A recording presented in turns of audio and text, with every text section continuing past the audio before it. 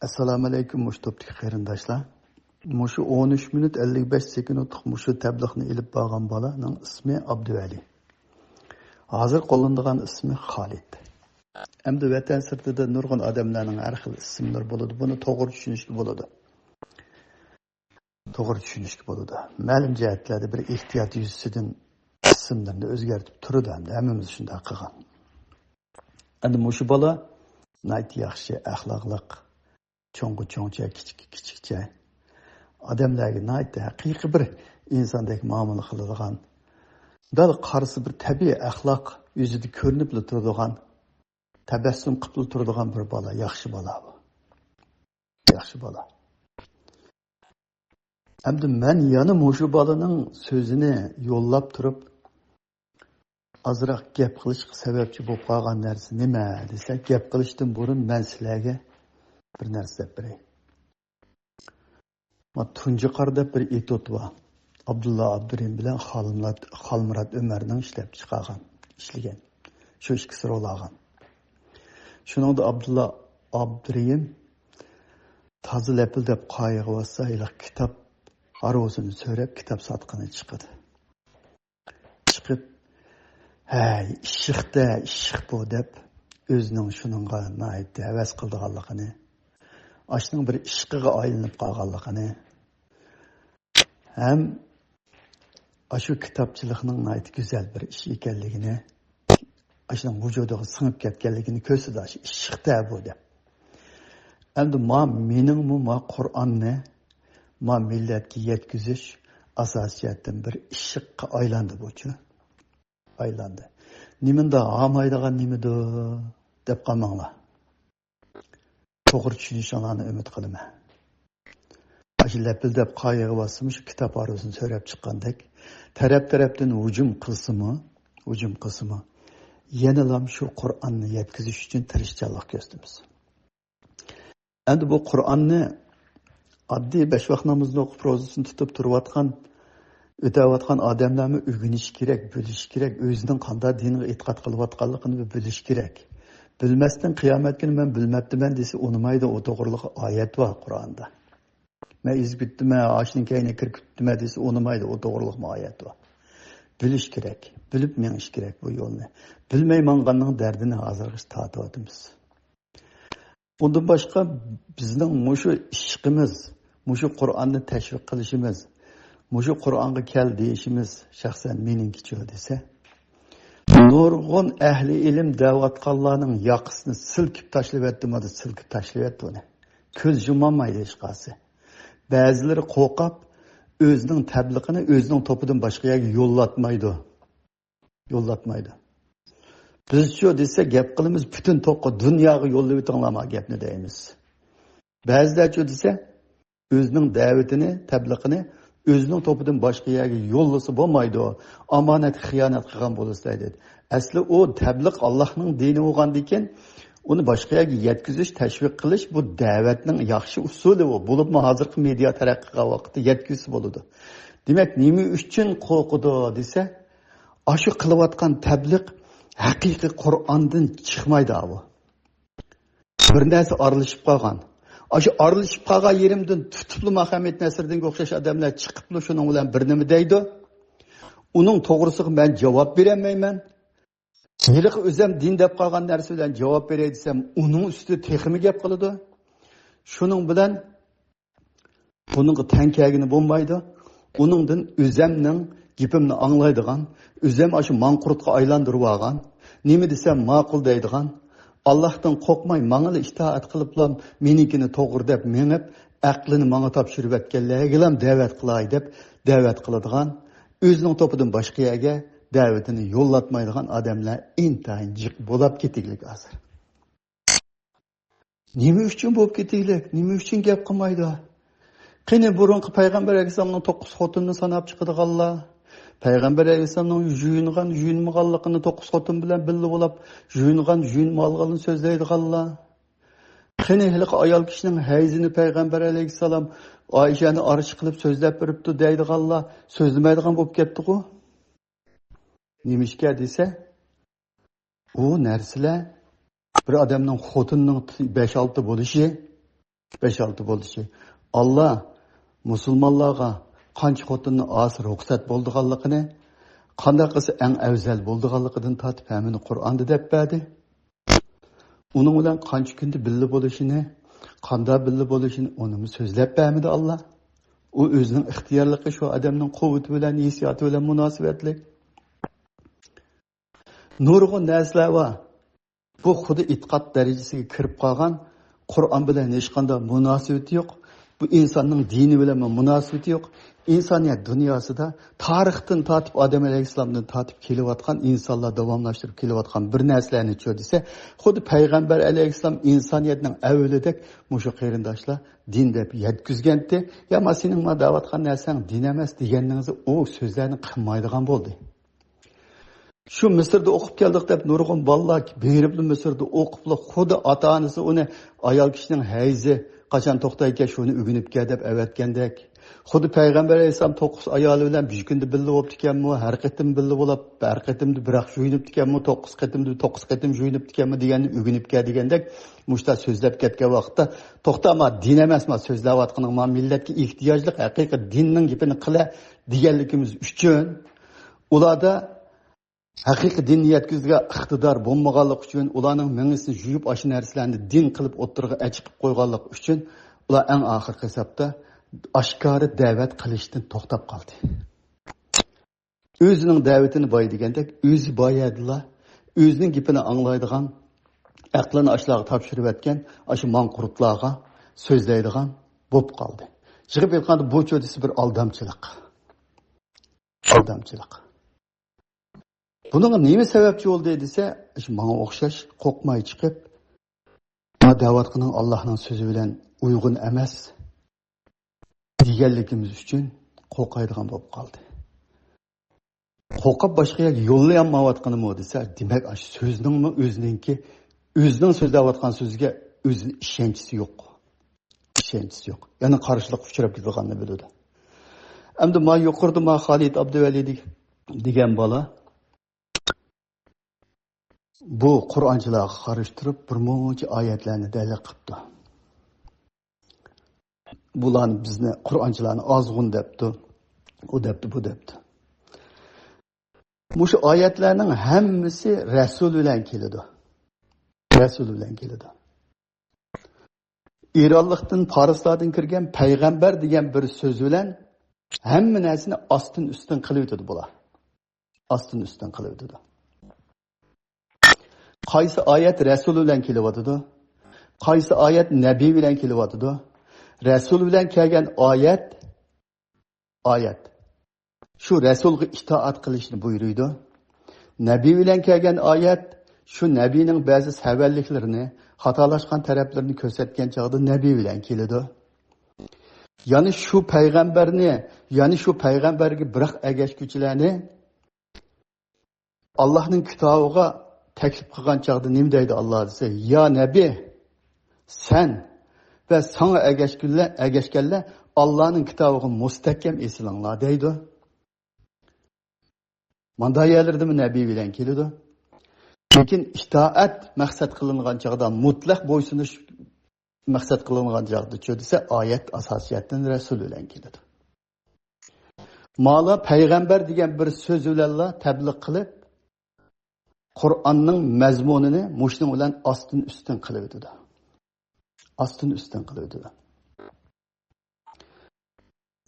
Eğer bana işengen bolsanlar peygamberge itaat kılınlar diyen Allah ve Allah'ın Resulü bir işte hüküm çıkarsa ayol müminlerin öz işi ihtiyarlık olmaydı diyen Allah ve Allah'ın Resulü sizlerge Allah'ın Resulü sizlerge bir neslini qanday taqsim qilib şu boyunca elinglar nima desa shunda qabul qilinglar degan oyatlarning hammasi shu desa Resul bilan keladi.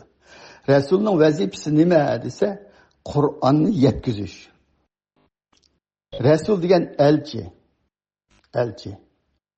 U shu Allohdan kelgan vahiyni yetkazayotgan vaqtda Resul u. Resul. Allah'ın vahiyisini yetkazmagan vaqtda normal insan. Lekin ismi Nabi. Nabi degan nima desa Allah'ın elçiligiga tanlangan kişisinin ismi. Bütün Bütün peygamberler hem Resul hem Nebi. Bular şu klassik buzib etilgan qalaymagan narsani o'qiganlik uchun. Bular bu narsalarni farqlandirmaydi. Resul elchi. Elchi nima ish qiladi? Uyg'urchada elchiga o'lam yo'q degan bir gap bor. Elchi qarshi tarafning so'zini yetkazadi. Rasululloh Allohning elchisi. U mucho desa, Allohning so'zini o'z peti yetkazmasa, uning bir narsa qetib qo'ysa, elivassa. Allohning uni jazolaydigan to'g'riliq oyat bormi desa bor. Bor. Sura Haqqaning 46-oyatida agar u Muhammad biz demaganni sizlarga deydigan bo'lsa, uning qizil tomirini kesib o'tamiz. Aranglardan hech kim uni bizning qo'limizdan qutuldirib qololmaydi dedi. Rasul bilan kelayotgan oyatlarning hammasi shu desa, Allohning oyatini yetkazadi.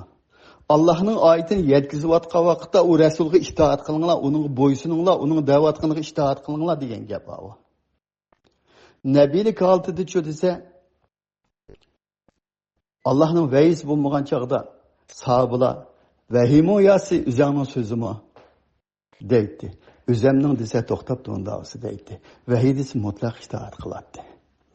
Sura Ahzobda bir oyat bor.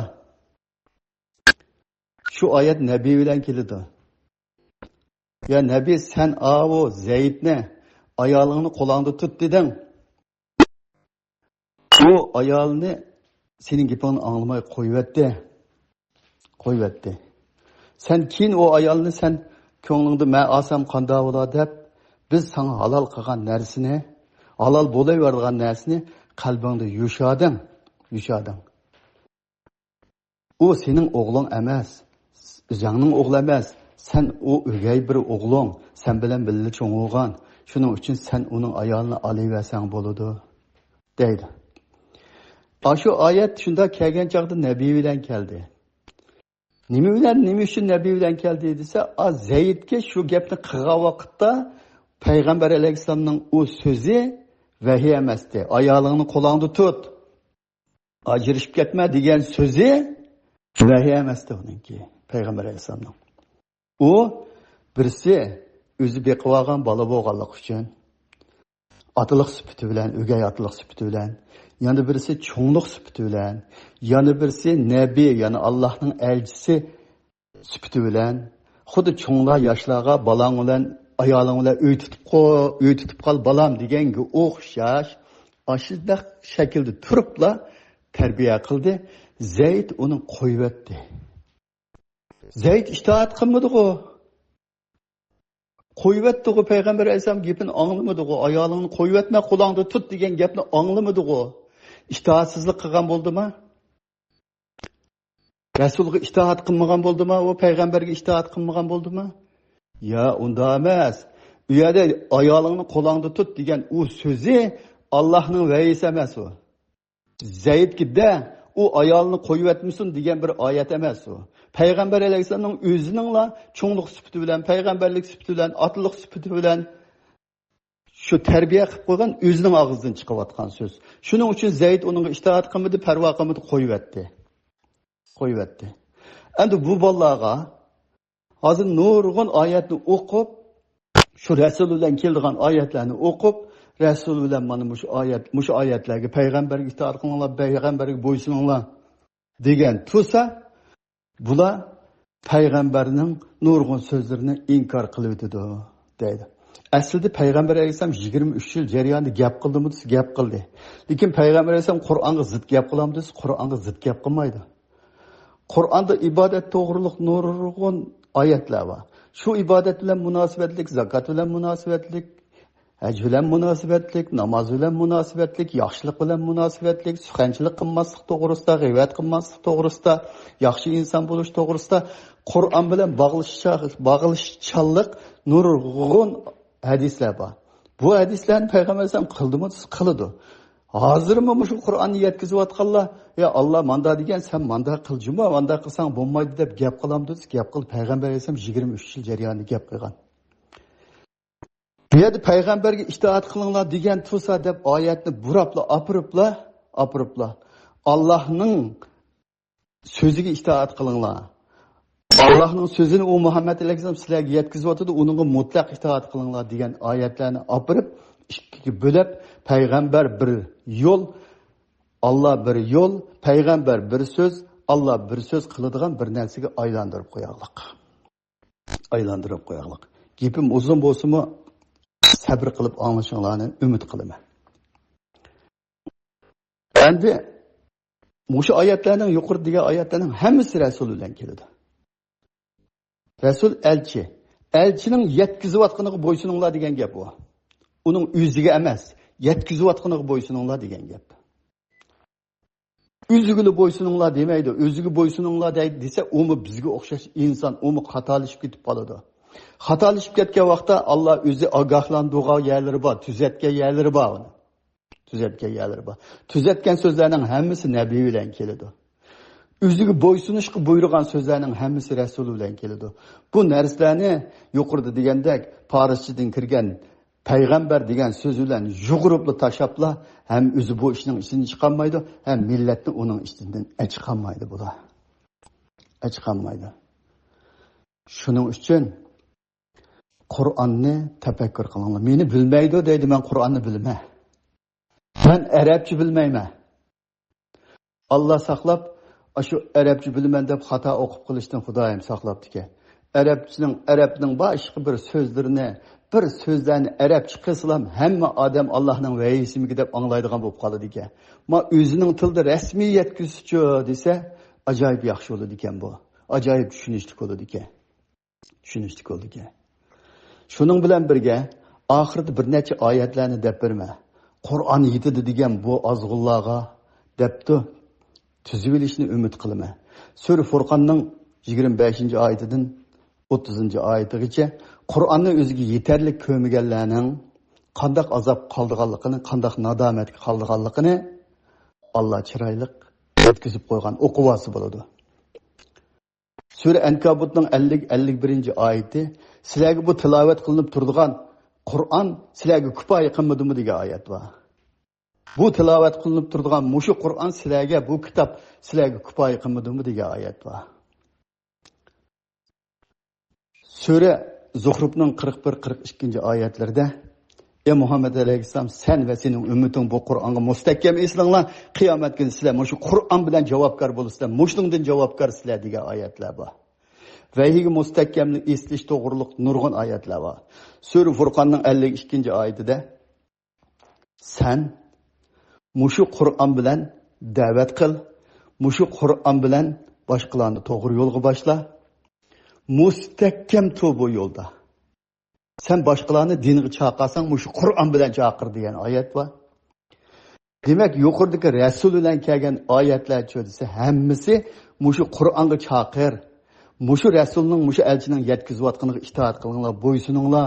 Mushu Rasulning yetkazayotgani Qur'on deb oxirida yana shu yuqorida men sanab bergan oyatlarning hammasida Qur'onning yetarlik ekanligini yetkazadi. Shuning uchun bu qarindoshlarimiz tavsiya qilib qo'yganimiz Farschadan kirgan payg'ambar degan bir gap bilan akilibli dunyodagi g'aldi-g'ashakning hammasiga muomillatni itoat qiladigan, bo'ysunadigan, nima desa to'g'ri deydigan bir holga tushamanglar. Shu holga tushganligimiz uchun, shu holga tushaganligimiz uchun bugungi oqibatga qoldik. Buningdan keyin dushmanchi desa, ashunda payg'ambarga itoat qilinglar degan ashla xato tabliqdan foydalanib millatni ozdirib aktaverdi. U payg'ambar Qur'onga zid gap qilmaydi. Agar Qur'onga zid gap qilsa payg'ambar bo'lolmaydi. Imom Hanifining so'zi.